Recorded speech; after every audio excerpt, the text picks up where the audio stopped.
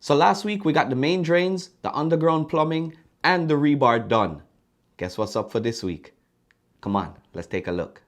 Hey guys, welcome back to another episode. If it's your first time here, welcome of course. To all my longtime subscribers, welcome back. Guys, it's another week in the pool build, and this week it's going to be awesome. Last week we saw the main drains go in, the main underground plumbing, and the rebar. And the guys are prepped and ready for what seems to be an awesome week ahead. And one of the most exciting weeks for me, in my opinion. And this is the Shotcrete. So guys, let's take a look at what's in store for this week and how the guys installed the Shotcrete and if there were any problems along the way while they were trying to get the pool done. All right, so let's take a look at it and jump right into what happened this week. If you guys are enjoying the journey, please don't forget to like and subscribe and stay with me along this journey as you watch and you follow along with me as I get this pool built. All right, so after last week's preparation with the rebar and the plumbing for the main drains, it was time for the best part of the pool in my opinion, the Shotcrete. So of course, the crew showed up again bright and early this week and got straight to work, double checking all the formwork from last week and all the pipes to make sure that everything that they did was ready and everything was in place for the Shotcrete. I wasn't too sure what to expect, even though I had seen concrete being poured often in my construction practice, but I thought it would be a little bit different, but to my surprise, it was pretty much the same. I don't know if you guys have ever seen concrete being poured, but this is pretty much what it looks like. The guys basically had to climb down into the pool and apply the Shotcrete with a hose as it was being pumped out of the truck. And if you've ever seen concrete being poured, they basically have a concrete truck, which I'm sure most of you have seen, bring the concrete to the site. They hook up a pump to it with a long hose, and guys pretty much use the hose and spray it wherever they want the concrete or the Shotcrete to be applied. You know, they kind of walk around with it and sludge it around. And as you can see, the guys started at the pool floor and they started to apply the Shotcrete as evenly as possible to basically get the desired thickness. And this was applied all along the bottom of the pool until all the rebar was covered. So the total thickness of the Shotcrete was about 6 inches thick all around.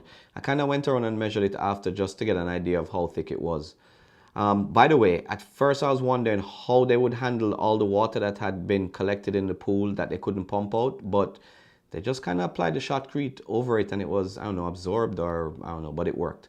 So once they were done with the pool floor, it was onto the sun shelf, the spa, and the walls. Now, again, they kind of went around, did their thing, slowly progressing along, making sure that they covered all the rebar and getting all the Shotcrete on the stairs and basically gave a general coating. It was kind of, it didn't really start to take shape yet. It was just looked like a big blob all over the place and as they were applying it. So now the magic started to happen once the Shotcrete began to take set. And once it did, the crew had to do a delicate dance of kind of spreading the Shotcrete and applying it into the voids that were missed, while at the same time smoothing out all the surfaces of the spa, the sun deck, the steps, the walls.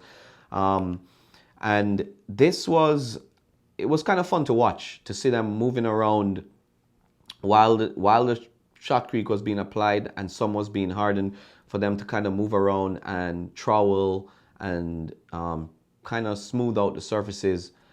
And in my opinion, this is pretty much, this process to me is the most intricate because this is where the pool actually started to take shape. So the guys had to be really careful when they were shaping the surfaces because at this point, any mistakes that you make here would be hard to fix once the Shotcrete finally sets. If you guys ever deal with concrete, you don't want it to set before you're done doing what you got to do, or it's a complete waste of time. Now, by the way, if you guys are enjoying the content, please don't forget to like the video and hit the subscribe button and the notification bell so that you guys can stay up to date with my pool construction and all my other DIY content and reviews. Anyway, back to the video.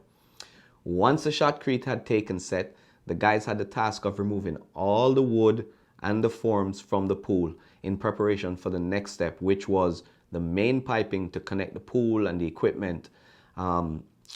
Once all the forms were removed, the guys began to backfill all the holes with the aid of a bobcat and a backhoe. which would basically start to lay the groundwork for the trenches around the pool for all the plumbing.